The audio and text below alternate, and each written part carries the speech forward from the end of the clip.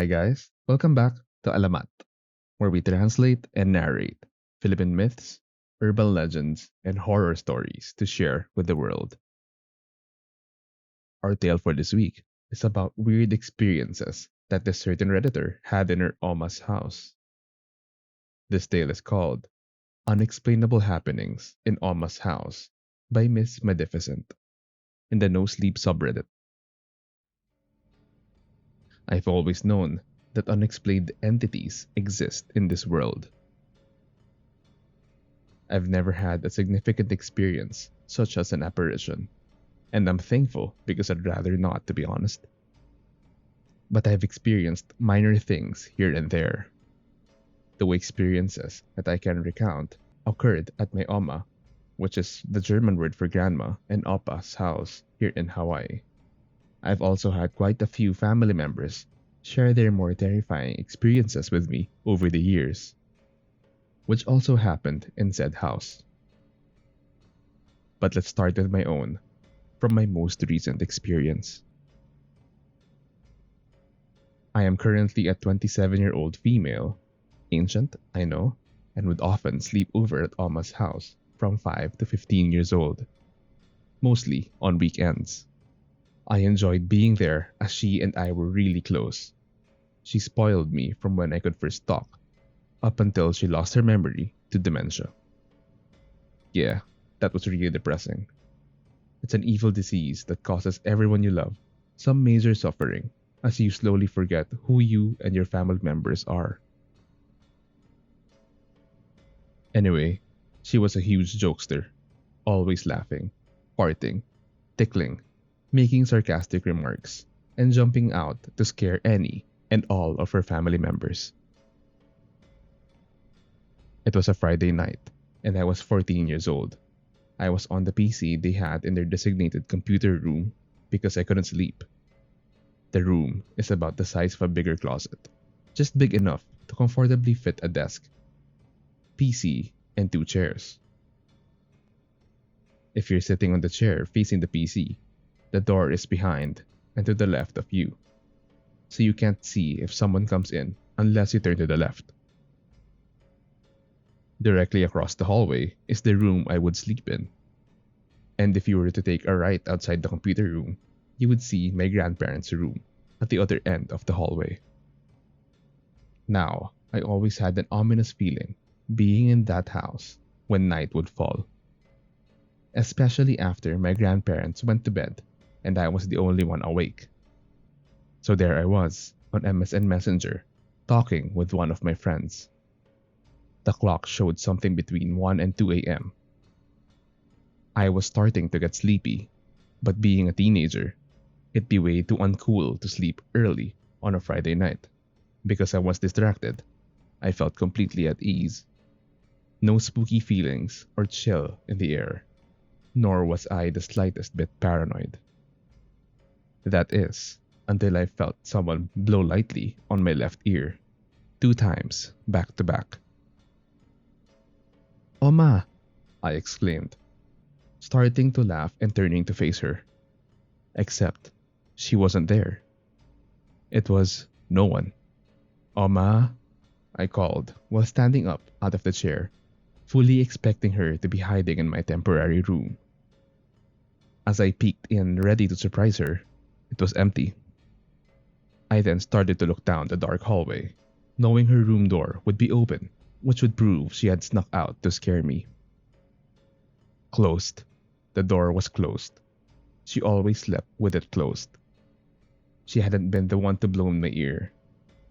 My grandpa certainly isn't the type to play pranks on me. He is a hard-ass, old-school guy from the Philippines. This is the last thing he would do. Nor is he fast enough to pull this sort of thing. I was the only other person in this house aside from them. If it wasn't either of them, who was it? Has anyone else felt something like this before that doesn't involve touching? My second encounter happened several years before this one.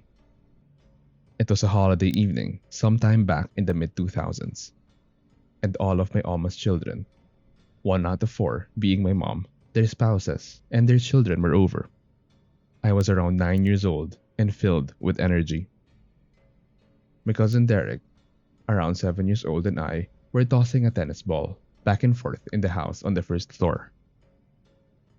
Everyone was either in the living room, kitchen, or in the front yard. There was a carpeted staircase that ran perpendicular from the living room and straight up to the second floor. From the bottom of the staircase, you could see most of the living room and obviously up the stairs.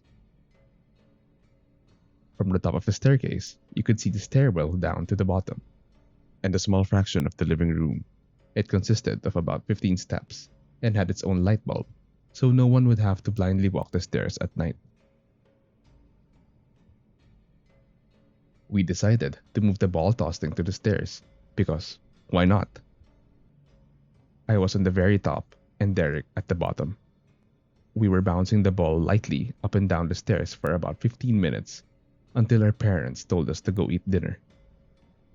I caught the ball and flicked the light switch for the stairwell to the down position to turn the light off, then ran down the stairs to get food. After making our plates, we sat in the living room. "Can you turn the light off?" my auntie asked me, being the last one to use the light in the stairwell. Puzzled, I looked up at the now illuminated bulb. I set my plate on the table, charged up the stairs, flicked the switch down again, and ran back down the stairs. A few minutes go by, and we're shoveling our faces with delicious food. "I thought Auntie Tammy asked you to turn the light off," my mom questioned me. My heart sank as I looked up at the stair light once again.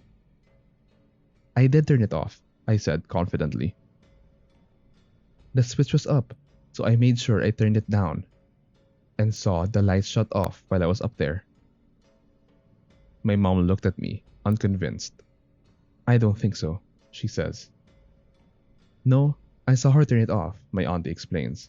"I saw it turn back on too when she came downstairs after a few seconds, but I didn't want to see anything." My grandparents have passed away for some years now, and the house has been sold. A decision that was agreed upon by their children. I have had bad dreams of being in that house over the years, and honest to God, they've never been good. Not a single good dream. They always involve an evil entity residing there. My family knows the new owners of the house and are contacted ever so often. Apparently, they've had quite a few unexplainable occurrences of their own since moving in. I'm curious to know if anyone has any idea of what this all means. Is it evil? Am I just paranoid? Or do my dreams carry a sort of truth to them?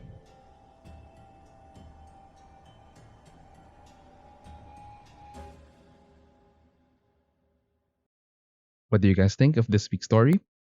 And if you have any experiences with the haunted house, please share them in the comment section down below. If you want me to narrate your personal story, please send them over at mralamatph@gmail.com. If you are enjoying our content, don't forget to like, subscribe, and share this channel to your friends and family. That would help me a lot. Salamat guys, and see you in the next one.